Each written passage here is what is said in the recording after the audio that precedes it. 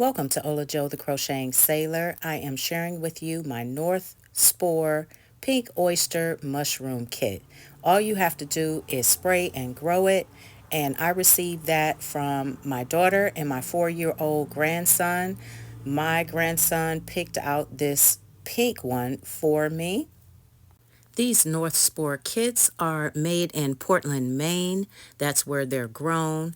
And it's made of substrate, which is the stuff that the kit is made from. It's basically sawdust and completely colonized with mushroom mycelium.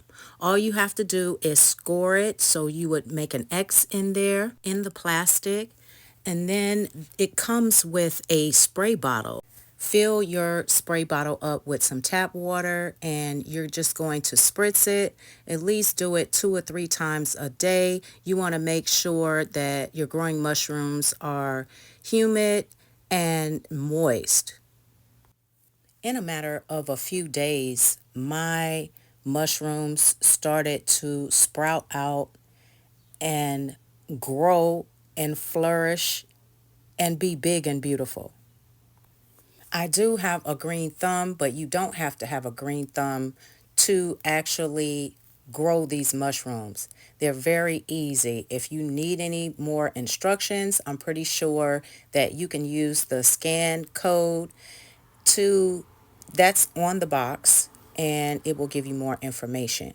When they start to curl a little bit, I would recommend you start to harvest them like I'm doing right now.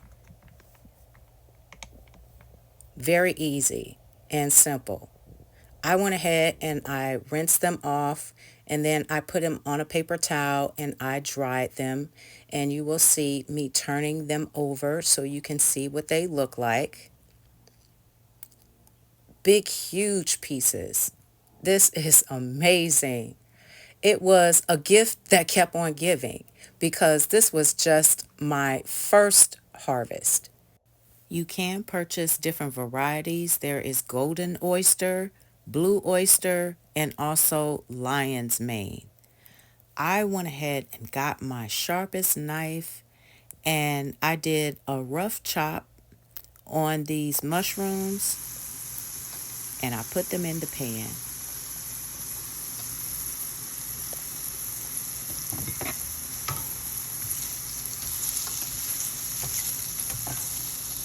After you harvest your mushrooms, if you feel like there are too many, just go ahead, cut them up, go ahead and saute them or steam them, and then you can let them cool, and then you can freeze them.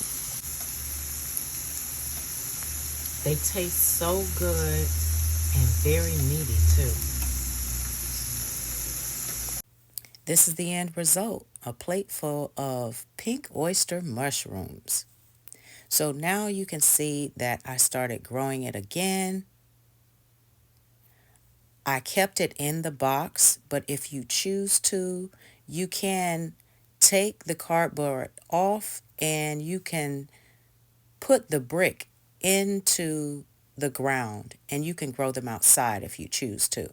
I felt like right here I should have harvested them earlier because it looked a little dry at the top, or maybe just spritz it a little bit more. But anyway, I'm showing an earlier growth of the mushrooms. Coming up, you will see more pictures of my mushrooms growing right before I harvested the second time, and near the end you will see my third batch that started to grow, and I'm working on that right now. They're kind of slow in growing, so I may need to put it in the ground. I might have to do that this time.